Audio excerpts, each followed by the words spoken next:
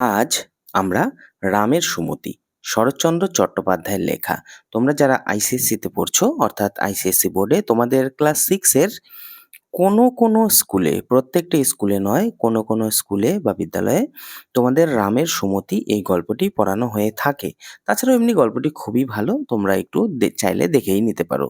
এই গল্পটি কিন্তু সংক্ষিপ্ত আকারে এখানে দেওয়া রয়েছে, আমি সংক্ষিপ্ত আকারেই তুলে ধরেছি। এছাড়াও বড় আকারের যদি তোমরা পড়তে চাও তাহলে তোমাদেরকে অন্য কোনো বইয়ের সাহায্য নিতে হবে। এখানে বড় করে গল্পটি নেই, সংক্ষিপ্ত আকারে আছে। চলো তাহলে আমরা রামের সুমতি শরৎচন্দ্র চট্টোপাধ্যায়ের লেখা একটু বুঝিয়ে দেবার চেষ্টা করছি। গল্পটি এইভাবে শুরু হয়েছিল, দেখো।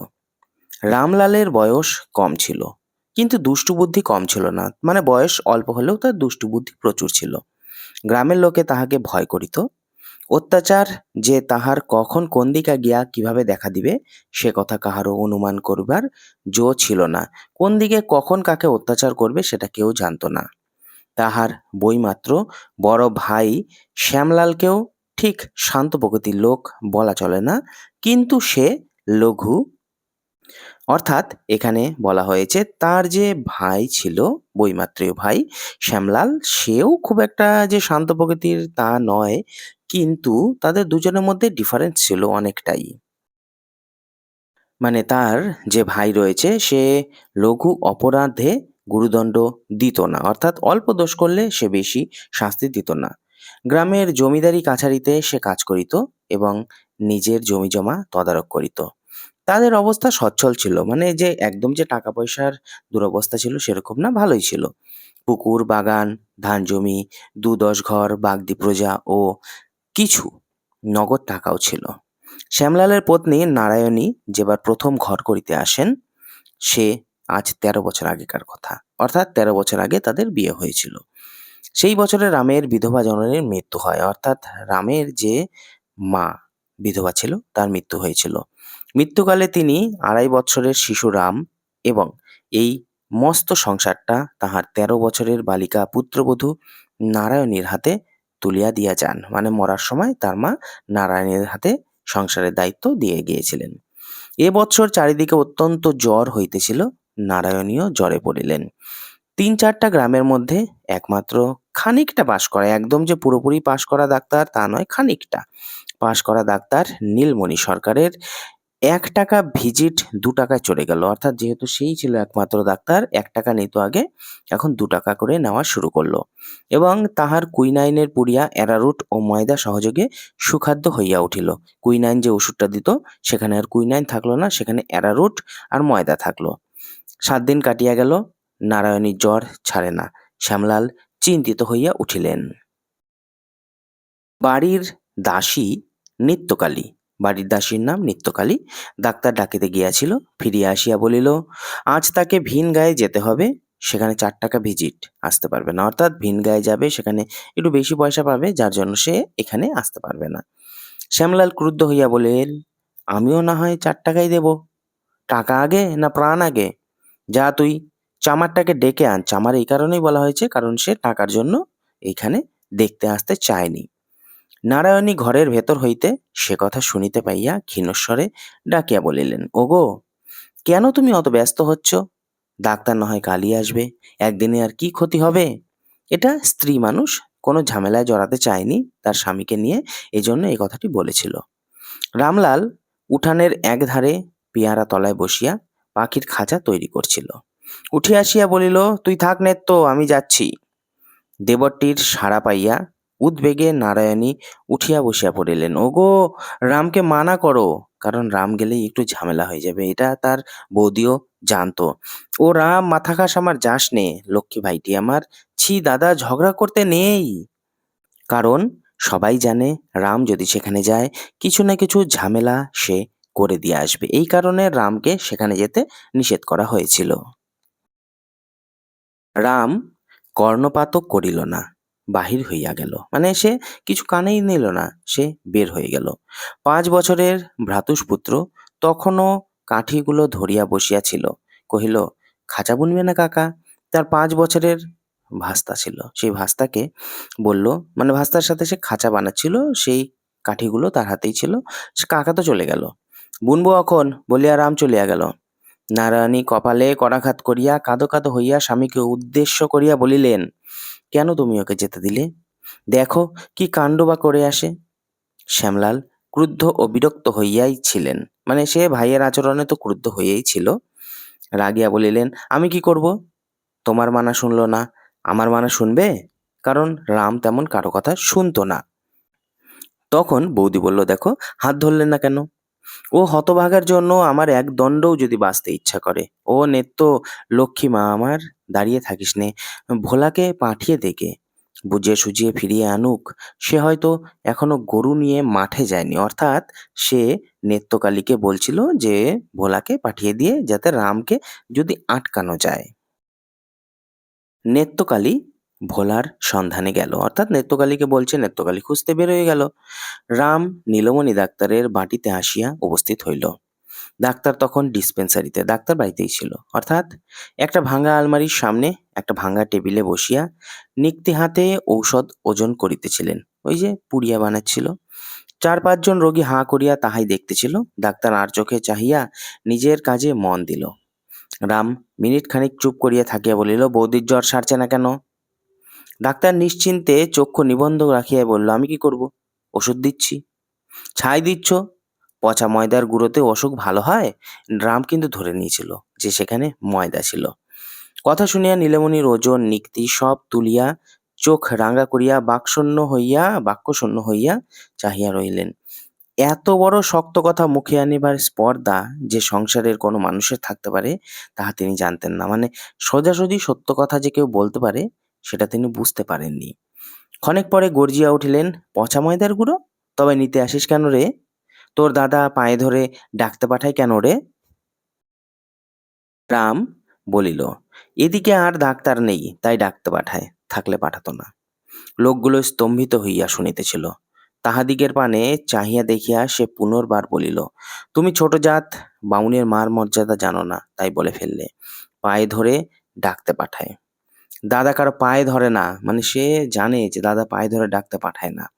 আসবার সময় বৌদি মাথার দিব্যি দিয়ে ফেলেছেন, নইলে দাঁতগুলো তোমার সত্যি ভেঙে দিয়ে যেতাম একদম সদ্যই, মানে এক্ষুনি ভেঙে দিয়ে যেতাম। তা শোনো, ভালো ওষুধ নিয়ে এক্ষুনি এসো, দেরি করো না। আর যদি জ্বর না ছাড়ে, ওই যে সামনে কলমের আম বাগান করছো, বেশি বড় হয়নি তো, ও কুড়ুলের এক ঘায়ে সব কাত হয়ে যাবে, মানে সব একটা করে কুড়ুল মারবো আর সব গাছ পড়ে যাবে। ওর একটিও আজকে রাত্রে থাকবে না। কাল এসে এই শিশি বোতলগুলো গুঁড়া করে দিয়ে যাব। বলিয়াই সে বাহির হইয়া চলে গেল, মানে এক প্রকার ধমক দিয়ে গেল। ডাক্তার নিক্তি ধরিয়া আড়ষ্ট হইয়া বসিয়া রহিলেন। একজন বৃদ্ধ তখন সাহস করিয়া বলিল, ডাক্তারবাবু আর বিলম্ব করো না, ভালো ওষুধ লুকানো টুকানো যা আছে তাই নিয়ে যাও। ও রাম ঠাকুর যা বলে গেছে তা ফলাবেই, তবে ছাড়বে। সবাই জানে যে রামের ক্যারেক্টার কতটা সত্যি, মানে সে যতটা বলে ততটা করে।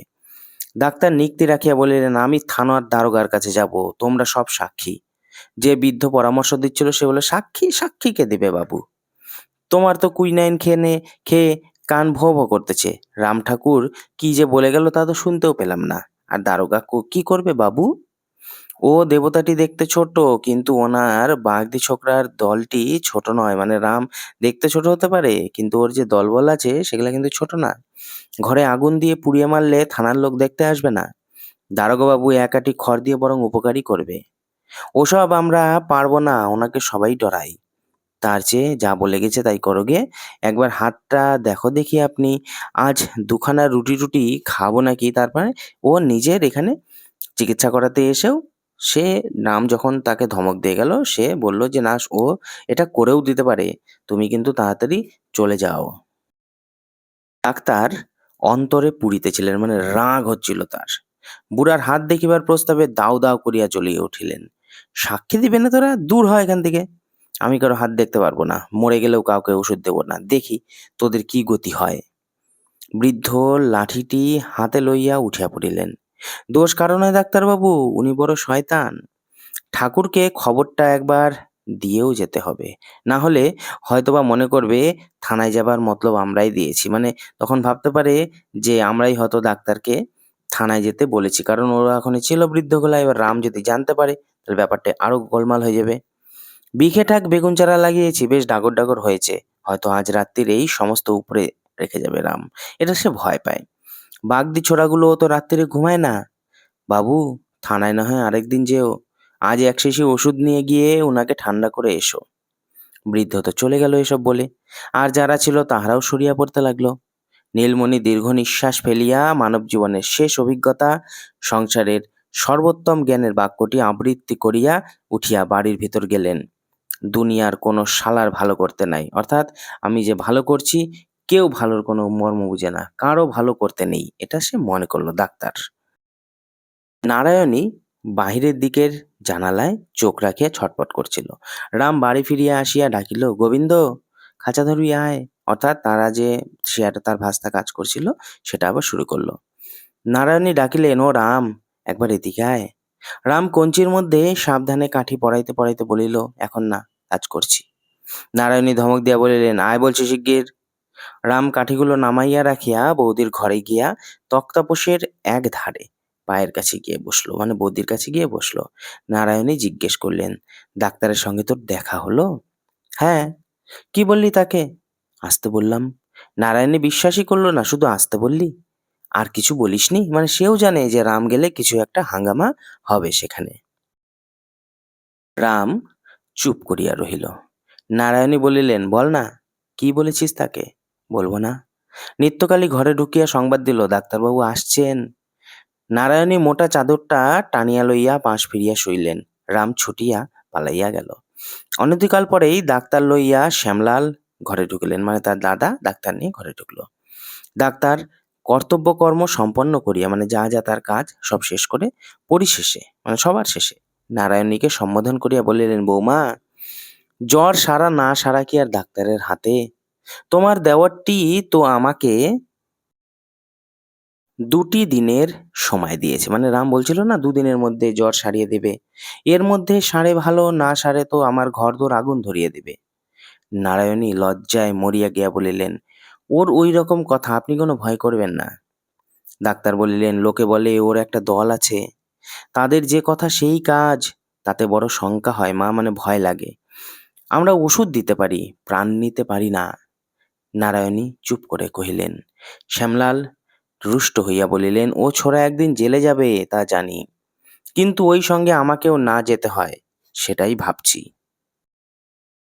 আজ নীলমণি শোবার ঘরের সিন্দুক খুলিয়া আসল কুইনিন এবং টাটকা ওষুধ আনিয়াছিল, মানে ডাক্তার একটু ধমক পেয়ে আজকে টাটকা ওষুধটাই এনেছিল। তাহাই ব্যবস্থা করিয়া ফিরিবার সময় শ্যামলাল 4 টাকা ভিজিট দিতে গেলে তিনি জিভ কাটিয়া বলিলেন, সর্বনাশ, ভিজিট তো মাত্র 1 টাকা, তার বেশি আমি কোনো মতেই নিতে পারবো না। ও অভ্যাস আমার নেই।